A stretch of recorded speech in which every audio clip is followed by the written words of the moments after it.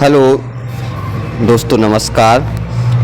मैं आप लोगों के लिए शिक्षक भर्ती से संबंधित जो भी अपडेट होती है मैं आप लोगों के लिए लाता रहता हूं।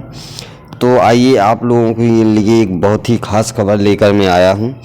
तो वीडियो में आप अंत तक बने रहें, क्योंकि वीडियो थोड़ा लंबा हो सकता है और जो भी जानकारी है आप उसको पूरा देखें वीडियो, और जो भी चैनल पर नए हैं वो चैनल को सब्सक्राइब करें।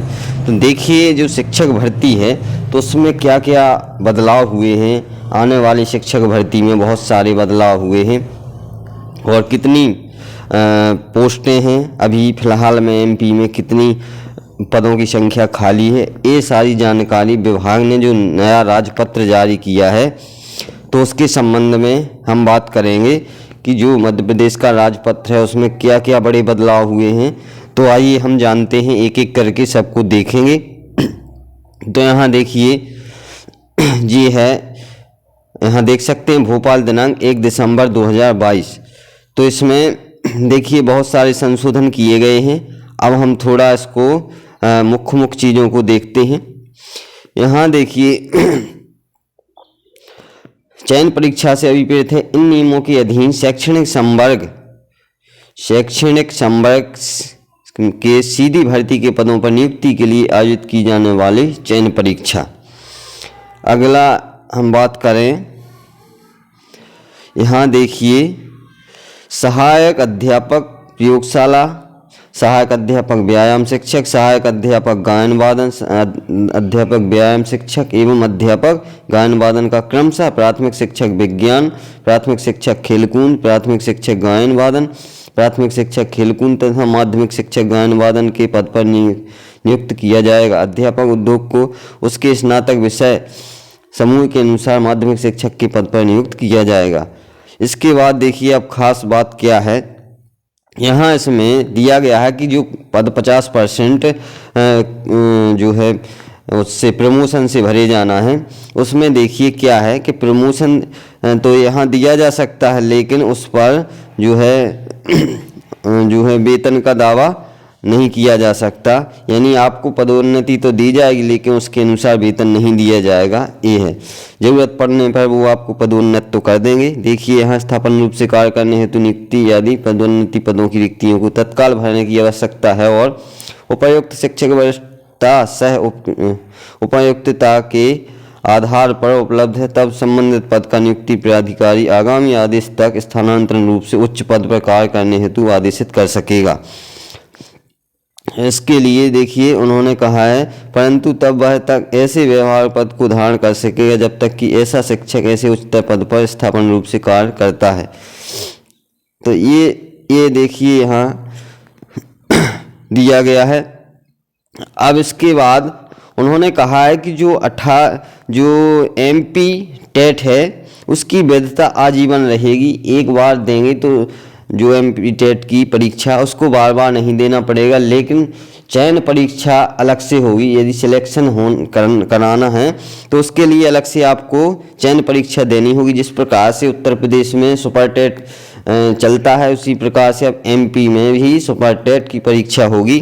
पहले हमें पात्रता परीक्षा उत्तीर्ण करनी होगी, इसके बाद फिर विषय से संबंधित जो है सुपर टेट होगा, और उसमें यदि आप उत्तीर्ण होते हैं तो आपको भर्ती प्रक्रिया में भाग लेने के लिए आप पात्र रहेंगे। तो देखिए इस प्रकार से ये यहाँ देखिए दिया गया है कि ऐसे अभ्यर्थी जिन्होंने शिक्षक पात्रता परीक्षा उत्तीर्ण की है, शिक्षक चयन परीक्षा में सम्मिलित होना अनिवार्य होगा। नियुक्ति की प्रक्रिया तथा समस्त वर्गों के अभ्यर्थियों की योग्यता सूची तैयार की जाने की प्रक्रिया शासन के कार्यपालिक आदेश द्वारा निर्दिष्ट की जाएगी। इसमें हिंदी एवं अंग्रेजी माध्यम से अध्यापन करने वाले शिक्षकों को हेतु पृथक पृथक चयन प्रक्रिया निर्धारित की जा सकेगी। मतलब यहाँ हिंदी और अंग्रेजी माध्यम के शिक्षकों की अलग अलग चयन प्रक्रिया की जाएगी। इसके अलावा देखिए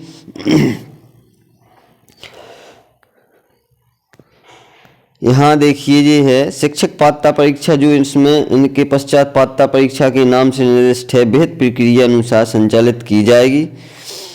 तो देखिए, यह पात्रता परीक्षा शासन द्वारा विहित अभिकरण द्वारा संचालित की जाएगी। पात्रता परीक्षा की वैधता आजीवन रहेगी। वर्ष 2018 एवं इसके बाद आयोजित पात्रता परीक्षा के लिए आजीवन वैधता लागू होगी। मतलब 2018 की जो पात्रता परीक्षा है वो, उसमें जितने भी अभ्यर्थी क्वालिफाई हैं उनकी वैधता आजीवन रहेगी, और जो आगे होने वाली हैं पात्रता परीक्षा वो भी आजीवन क्या रहेंगी, वैध रहेंगी। तो इसमें आप इस परीक्षा को उत्तीर्ण करते हैं तो आप जो चयन परीक्षा, मुख्य परीक्षा होगी, उसके लिए आवेदन करने के योग्य हो जाते हैं। लेकिन चयन के लिए आपको एक और चयन परीक्षा देना पड़ेगी, जिसको हम कह सकते हैं सुपर टेट। आइए और कुछ इसमें देखिए जो खास जानकारी है, तो यहाँ देखिए, बाकी तो ये रिजर्वेशन है आपका हैंडीकैप्ड के लिए है,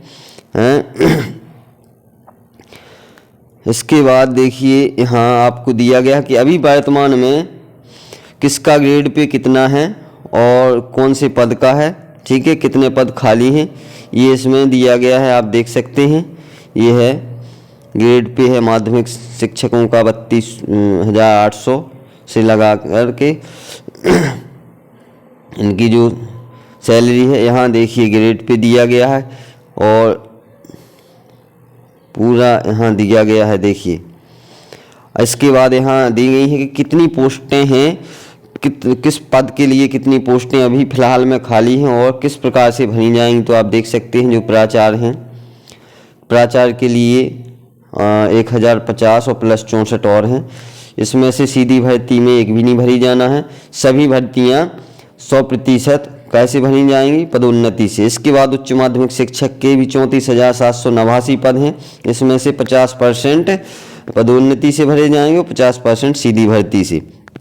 माध्यमिक शिक्षक के 60,686 पद खाली हैं वर्तमान में, और इसमें 50% सीधी भर्ती और 50% पदोन्नति से भरे जाएंगे, यानी 30,500 के लगभग पद अभी खाली हैं सीधी भर्ती के लिए। इसके बाद माध्यमिक शिक्षक खेल के 931 पद हैं, इसमें भी 50% पदोन्नति से और 50 सीधी भर्ती से। माध्यमिक शिक्षक संगीत के 700 पद हैं। इसके बाद प्रधान अध्यापक प्राथमिक शाला 250 पद। प्राथमिक शिक्षक के हैं 1,25,243 पद। आप देख सकते हैं यहाँ कि जो प्राथमिक शिक्षक के हैं वो पद कितने हैं, 1,25,243, और ये 100% पूरे कैसे किससे भरे जाएंगे, सीधी भर्ती से। तो इस देखिए इतनी बड़ी मात्रा में पद है जो खाली हैं, लेकिन इस पर जो है सरकार भर्ती प्रक्रिया नहीं कर रही है और कहते हैं कि पद खाली नहीं है। यहाँ और भी है, प्राथमिक शिक्षक संगीत के 150 पद, प्राथमिक शिक्षक संगीत नृत्य के 254 पद, प्राथमिक शिक्षक IT के 762 पद। तो इस प्रकार से ये पद भी हैं, और इनकी जो है यहाँ देखिए मैंने बता दिया है कि ग्रेड पे भी दिया गया है। इसके लिए शैक्षणिक योग्यता भी दी गई है। तो यहाँ देखिए दिया गया है उच्च माध्यमिक शिक्षक की योग्यता है जो, इसमें संबंधित विषय में द्वितीय श्रेणी में स्नातकोत्तर उपाधि था, साथ में BEd या इसके समकक्ष। और देखिए यहाँ दिया गया है कि निर्धारित प्रतिशत के साथ शिक्षक पात्रता परीक्षा उत्तीर्ण, और पात्रता परीक्षा उत्तीर्ण करने के उपरांत चयन परीक्षा के माध्यम से, यहाँ देख सकते हैं, करने के उपरांत चयन परीक्षा के माध्यम से चयनित होना अनिवार्य है। मतलब जो अभी पात्रता परीक्षा है वो तो एक प्रकार से एक टेस्ट है, इसमें शामिल होने के लिए चयन परीक्षा में एक अलग से परीक्षा होगी जिसको हम सुपर टेट कहते हैं। तो इस प्रकार से ये देखो दिया गया है। अब और माध्यमिक शिक्षक के लिए भी ऐसा है, और इसमें देखिए एक खास बात ये है कि जो आरक्षित वर्ग हैं उनके लिए जो है नंबरों में 5% की छूट भी दी गई है, आप देख सकते हैं। ये देखिए यहाँ मैं आप लोगों को बता दूं, ये दिया गया है कि अनुसूचित जाति, अनुसूचित जनजाति एवं अन्य पिछड़ा वर्ग तथा निःशक्त अभ्यर्थियों को आहारकारी अंकों में 5% तक की छूट दी जाएगी। जैसा कि उसमें दिया गया है कि आपको स्नातक उपाधि 50% अंकों के साथ उत्तीर्ण होना चाहिए, लेकिन यदि ऐसे अभ्यर्थी हैं अनुसूचित जाति, अनुसूचित जनजाति, तो उनके लिए 5% अंकों की छूट दी जाएगी। मतलब 45% यानी 45% पर ही इनकी जो है स्नातक मान्य की जाएगी। अब देखिए आगे यहाँ भी दिया गया है कि देखिए जो बीएड वाले हैं वो प्राथमिक शिक्षक के लिए एलिजिबल हैं, लेकिन उनको 1 से 5 तक पढ़ाने हेतु विचार किया जाएगा, किंतु इस प्रकार नियुक्त व्यक्ति को प्राथमिक शिक्षक के रूप में नियुक्त करने के लिए 2 वर्ष के भीतर राष्ट्रीय अध्यापक शिक्षा परिषद द्वारा मान्यता प्राप्त संस्थान से जो है प्राथमिक शिक्षक में 6 महीने का एक सेतु पाठ्यक्रम या ब्रिज कोर्स आवश्यक रूप से पूरा करना होगा। देखिए ये है सारी जानकारी। और भी देखिए इसमें पद हैं प्राथमिक शिक्षक विज्ञान प्रयोगशाला। इसके लिए क्या चाहिए, इसके लिए जो हायर सेकेंडरी परीक्षा है वो उत्तीर्ण होना चाहिए 50% अंकों के साथ, मतलब विज्ञान विषय से, तथा डीएलएड या बीएड में पत्रोपाधि। और अनुसूचित जाति अनुसूचित जनजातियों अन्य पिछड़ा वर्ग के लिए 5% की छूट है। ठीक है। शारीरिक तो देखिए ये सारी जो है बातें हैं जो मुख्य बदलाव किए गए हैं। तो इसमें आप देख सकते हैं कि कितनी ज़्यादा संख्या में हैं जो रिक्तियां पड़ी हुई हैं, लेकिन सरकार इनको भरने का नाम नहीं ले रही है। तो आप लोग अभी देख सकते हैं जो बार बार जानकारी मांगी जा रही थी, तो जो उन्होंने जानकारी देखिए राजपत्र में दी है कि अभी फ़िलहाल में इतने पद खाली हैं। और तो ये आप लोग इसको पूरा देख सकते हैं। तो ये रही सारी जानकारी। तो निश्चित ही अब आगे जो है जो भी पात्रता परीक्षा होगी उसकी जो है वैधता आजीवन रहेगी। 2018 की जो है उस पात्रता परीक्षा उसकी भी जो है वैधता आजीवन है, आपको दोबारा नहीं देना है यदि आप क्वालिफाई हैं तो। और जो उसकी मुख्य चयन परीक्षा होगी उसमें भाग ले सकेंगे। ठीक है। तो देखिए इसके लिए धन्यवाद।